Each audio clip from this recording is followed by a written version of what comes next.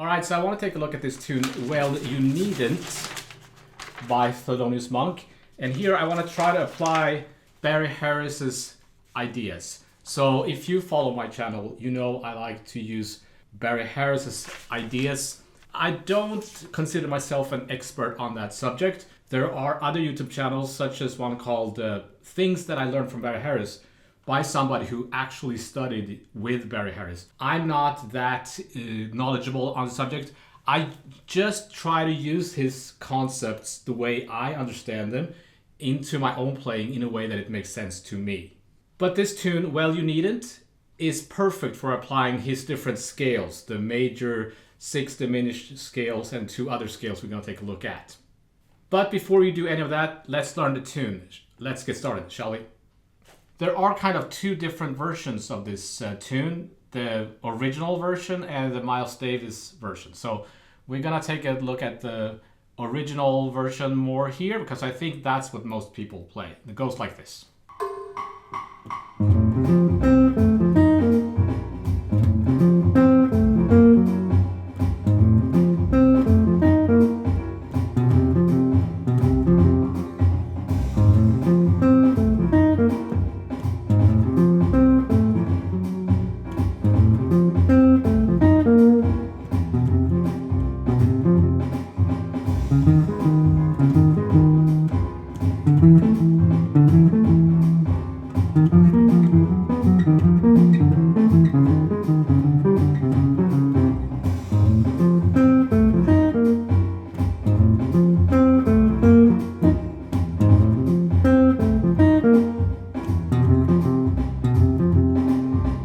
So what I'm doing, I'm starting on an A with a pickup.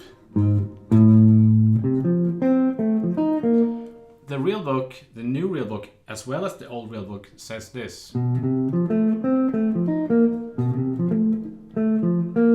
But what they're playing is this. And again, this comes from a Miles Davis version, which is a little bit easier to play, I guess.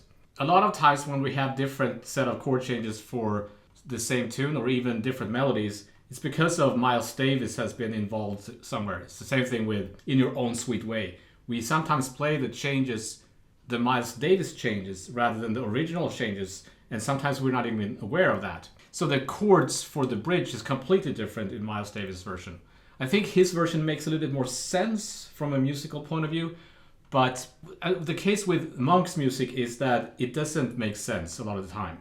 And that's kind of the charm of his music. And if you try to fix it too much, it loses its magic. Just be aware that there are different versions of the melody as well as the B section. But even if you play different melodies, 2 instruments, it's going to sound good together. But the B section, you definitely need to know which one you're doing if you're playing this tune on a gig. But we're not going to take a look at the B section for this lesson. We're just going to take a look at the A section for applying Barry Harris's ideas. So in the real book it says F6 and G flat 6.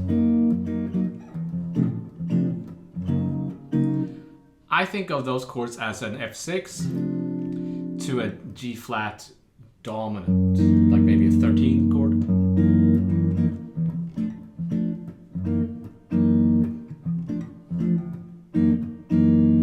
It's kind of like a tonic, and then it's dominant, but it's a sub 5, right? So it's kind of like you're playing to C7.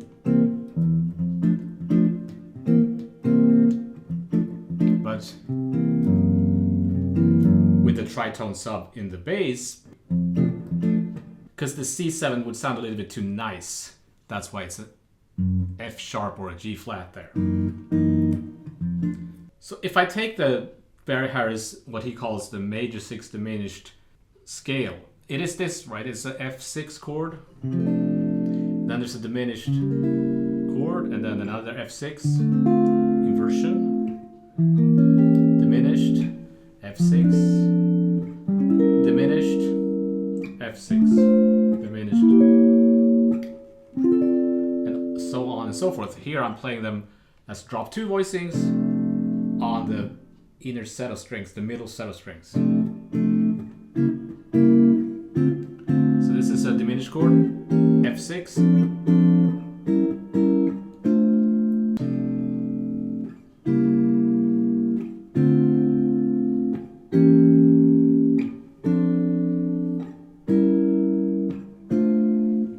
So I'm gonna loop this melody now.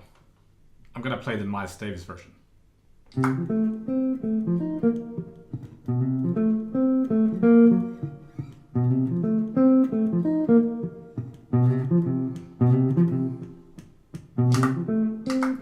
If I play these chords, it's gonna sound pretty good, I think.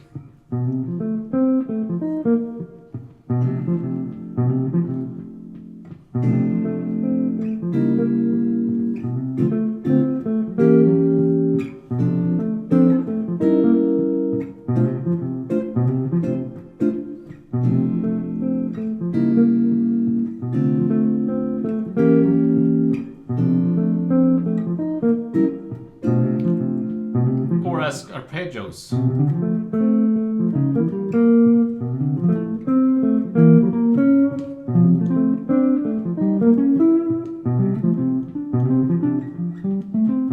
So I want to use this pattern. I'm going to play one note on the top string, and then I'm going to play 2 notes on the next string, and then 1 note on the 3rd string and go back. So this is F6 arpeggio. And then a diminished. So this function is some kind of dominant sound.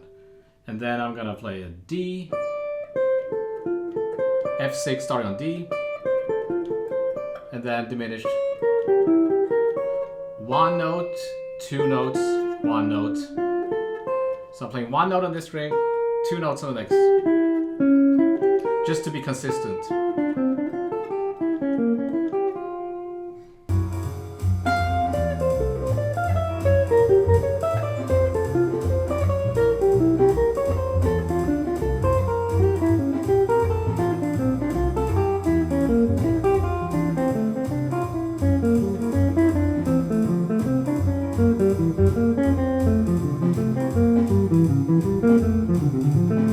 So there, I just kept going. So obviously you want to do this, ultimately you want to do this on every set of strings and with other finger combinations as well. Yes, it's a lot of work. Here I'm using the iReal Pro app, and it even tells me that there is a different set of chord changes for the B section with the Miles Davis version. And I'm using the New Orleans swing groove because I prefer that over the regular swing setting, which is kind of stiff. And I was like just looping the first 2 chords there, which you can do. You just highlight those chords. You actually press the screen. I didn't know that for a long time until I figured that out. That was a student that showed me. I should also mention that these chords, you can always omit a string or leave out a string. So let's say I drop the 2nd note from the bottom, like the tenor voice, I would get this.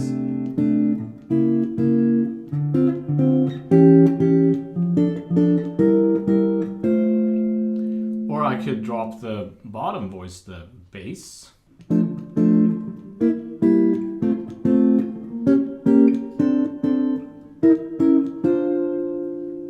I could drop any voice. I'm getting a lot of this stuff from this book, The Barry Harris Harmonic Method for Guitar by Alan Kingston, and I've talked about this book before in many videos, and I will put a link to it below. Now, some of you might be confused, like, how can there be a G?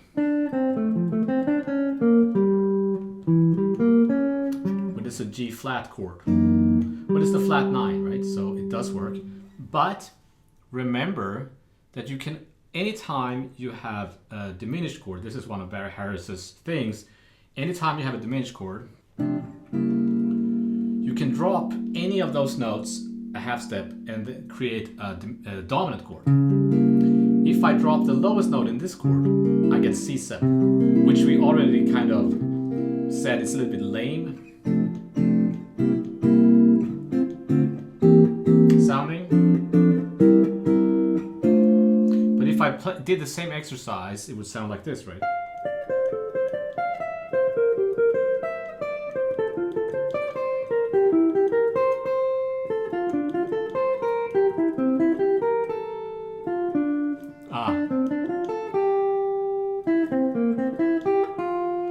So it's a good exercise to, even though it sounds maybe lame, it's good because you kind of have to think and you develop this awareness of the harmony. If I drop another note, if I drop the next note from the bottom, which is G, I do get G flat or F sharp. So this is this chord. Now it sounds like this instead.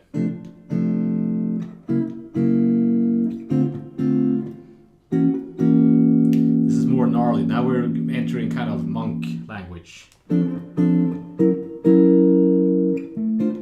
Again, if I played with the melody that I looped earlier.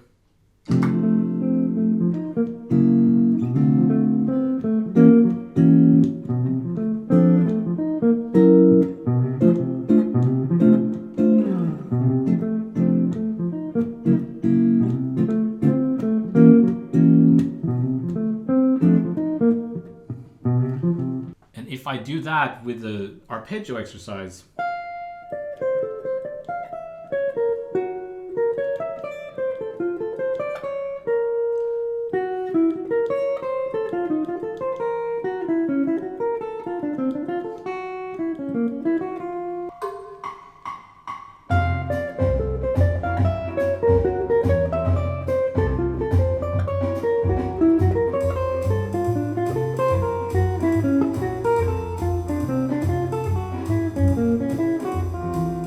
moving on to the next scale, that was the major 6 diminished. If I take those two arpeggios, the F6 and the diminished, and create a scale, I get that scale, which Barry Harris calls a major 6 diminished scale because it consists of a major 6 chord and a diminished chord. You might say it's the same thing as a major bop scale, which it is, but he uses it differently, therefore he doesn't call it a bop scale. The next scale is a dominant or 7 diminished. So if I, instead of thinking of this chord, the F6, I treat that as an F7 and then the diminished.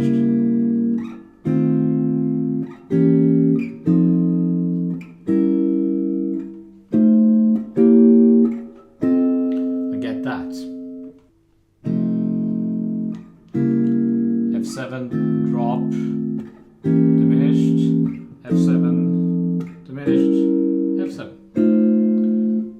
That sounds good with the melody as well. Even though the chord chart says F6, I think that chord has more of a dominant flat 7 quality to it.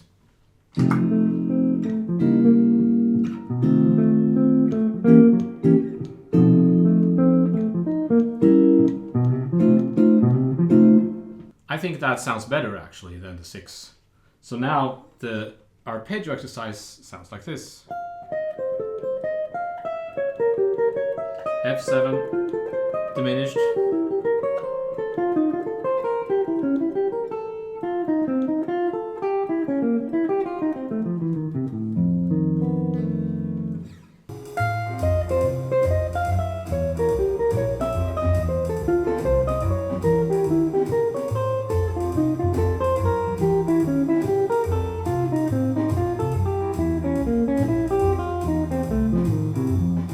I just want to emphasize that what we're doing here is an exercise to find the notes and to be able to create this kind of tonic dominant feel.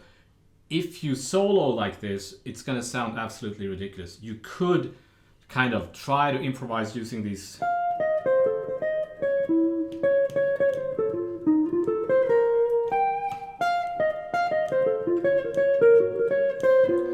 but we're just trying to find the shapes, right? And you want to be aware of where your weak areas are and work on that and all that stuff. But when you're soloing, you can kind of ignore that chord. You can play F blues for several bars. You don't have to play every chord. We're doing that when we're practicing. It's just important that this is not how you actually play. You should also, of course, listen to Monk, how he plays. There is a little bit, however, a danger there that if you try to sound too much like Monk, it gets a little bit cringe because he's had such a strong persona or musical personality that when you try to play like him, it's like you try to be him, which is a little weird. So just my point is, having said all that, this is just an exercise. Of course, you could do this with dropping one of the notes that we did before, but there are two more dominant chords you could create, but they're not as relevant. You could create an A7, and you could create that's an E flat 7. So the A7 would sound a little bit.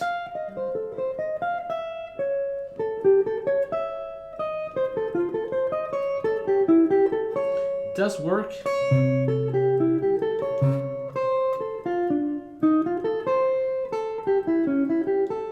But it's a little bit strange. This is a little bit more advanced, but you could use those as well. If I instead take the diminished chord and raise the tenor voice, I get minus 7 flat 5 chord, or minor 6. So this is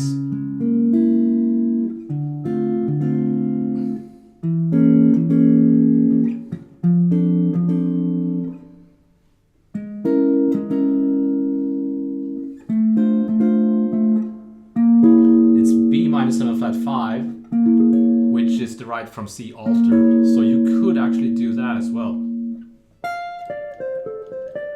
So B minus 7 flat 5.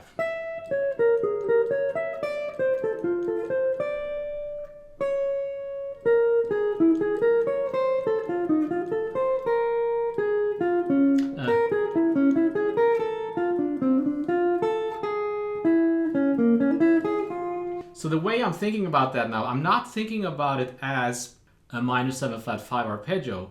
I'm thinking of it as a diminished where I raise the G to an A flat. Instead of G, I play A flat. D or F6. I'm gonna play diminished, but I raise the G there to an A flat.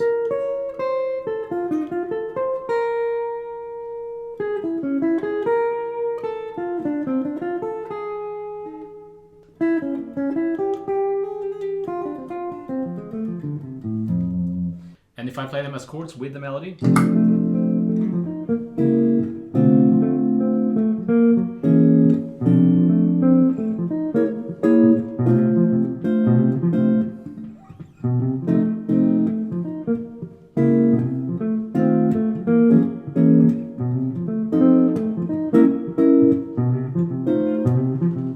there I was playing them at dominant chord F7 to the B flat minus 7 flat 5, F7, B minor 7 flat 5,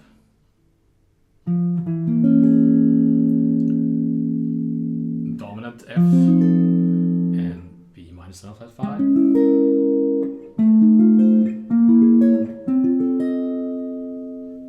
Alright, are you still with me? Now we're gonna add yet another little cool thing. We're gonna drop the 5th to a flat 5. So this scale is called 7th flat 5 diminished. So all it is I'm dropping the 5th, so F7 flat 5 to the diminished.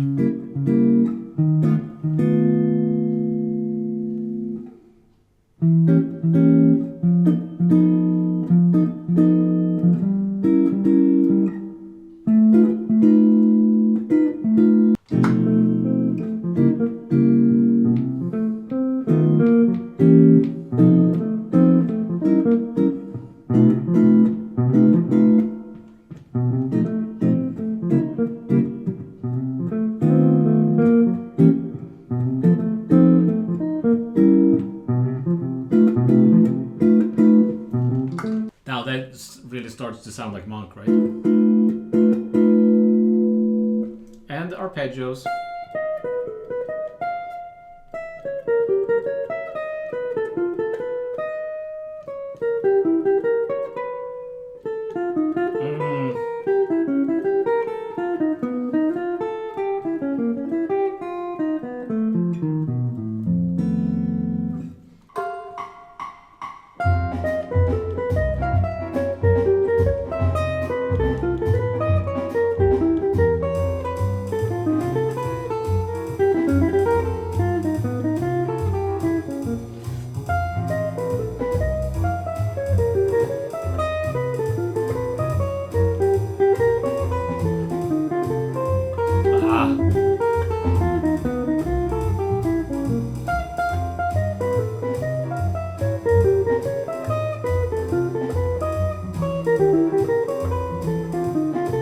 There it is.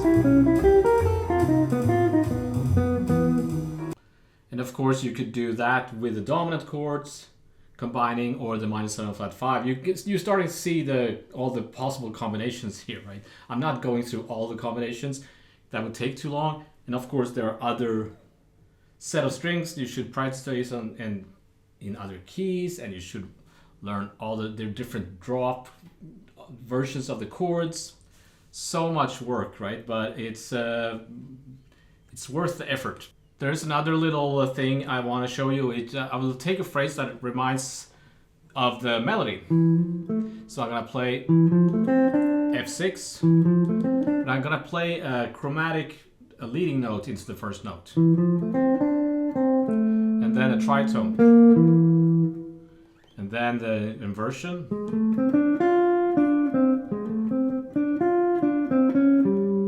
So I'm playing, that's an F6 arpeggio with a leading note. And then I go to the next inversion.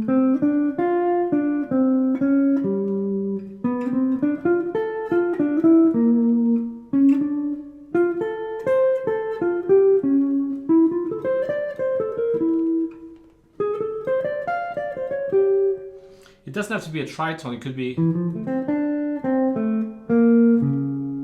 a minor 6, any other note from the diminished arpeggio.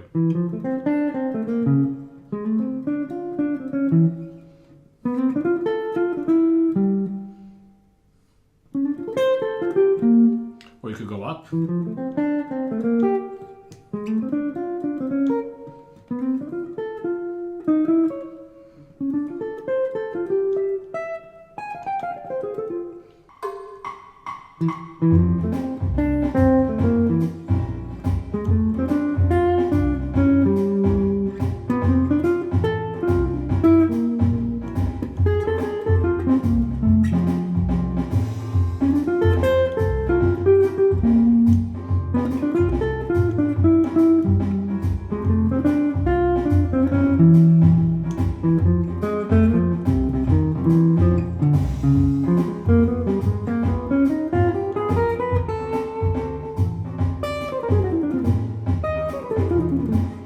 There's a lot of whole tone in Thelonious Monk's playing, so you could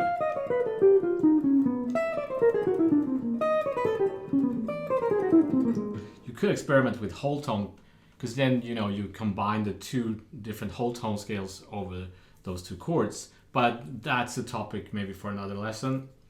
If I do the same exercise but with a 7th flat 5 diminished,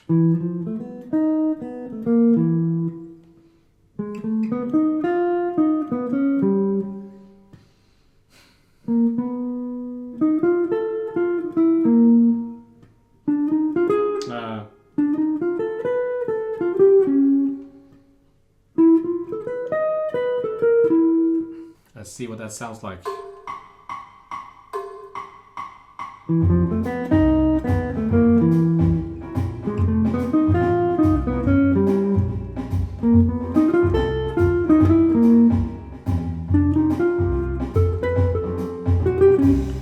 Not sure if I'm doing it right. Yeah.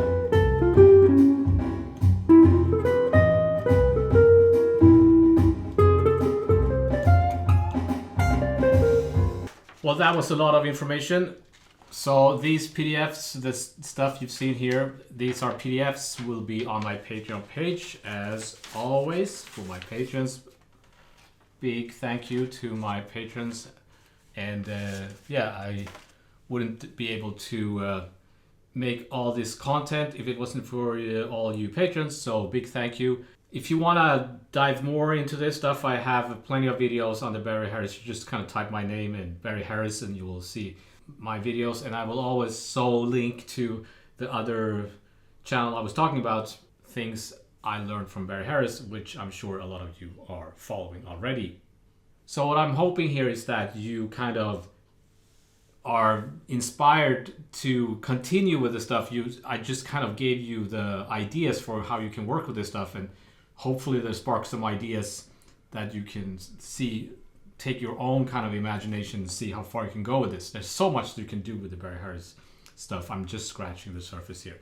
But I'm gonna end it there, and as always, thank you for your time and attention, and I shall see you next time.